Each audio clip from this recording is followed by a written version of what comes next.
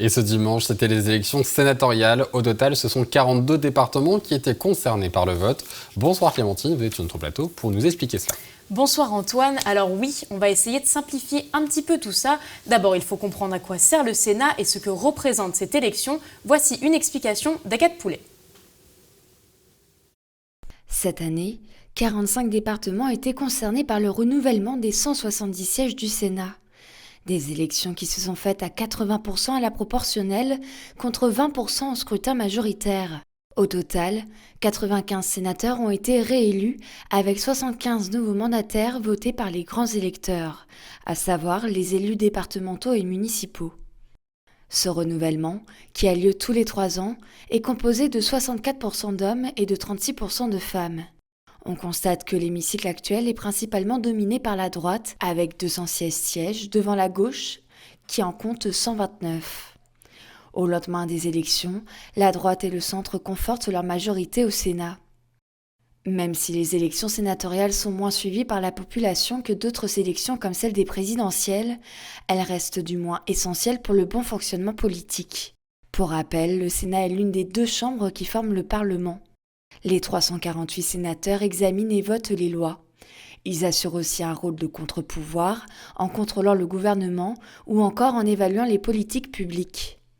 Élus au suffrage universel indirect pour un mandat de 6 ans, les 170 sénateurs et sénatrices prendront leurs fonctions ce lundi 2 octobre dans l'hémicycle du Sénat.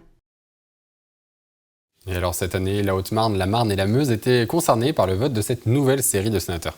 Exactement. Alors ce qu'il faut savoir, c'est que tout le monde n'est pas appelé à voter pour cette élection. Ce sont seulement les grands électeurs, des maires, des conseillers régionaux, municipaux ou encore départementaux, mais aussi d'autres sénateurs. Pour eux, le vote est obligatoire. Alors petite complexité, il existe 2 modes de scrutin en fonction du nombre de sénateurs à élire par département. C'est ça. Alors 791 grands électeurs étaient appelés aux urnes en Haute-Marne pour un scrutin majoritaire à 2 tours.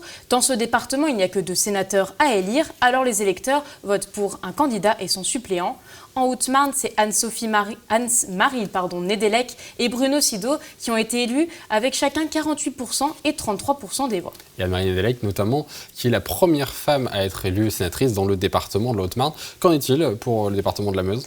Même schéma pour la Meuse, où 900 grands électeurs ont élu Franck Menonville au premier tour à plus de 77% des voix et Jocelyne Antoine à 42% au second tour. Et elle aussi d'ailleurs devient la première femme à être élue sénatrice dans son département. Alors pour la Marne, c'est un vote au scrutin proportionnel cette fois-ci. C'est ça. Alors en Marne, c'est 1600 grands électeurs qui ont pris part au vote. Et ici, le mode de scrutin est un petit peu différent.